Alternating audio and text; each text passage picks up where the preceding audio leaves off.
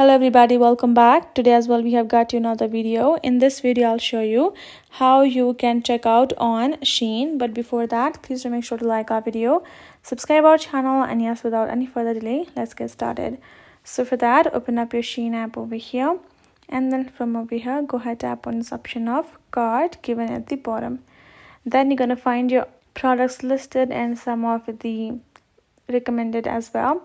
You're gonna simply ignore that, and bottom you can see the checkout option. Tap on checkout, and over here you're gonna simply add in your information, your number. Tap on save once you have added, and as you can see, since it's not available in my country, it's showing that once you have added your details, tap on done. Tap on save at the bottom. Once your shipping address is confirmed, you will go to the section of payment method. Go ahead, add your card or Apple Pay or whatever it supports.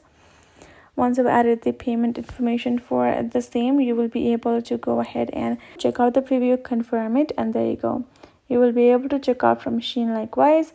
So hope this video helped. Thank you so much for watching, and I will see you guys in our next video.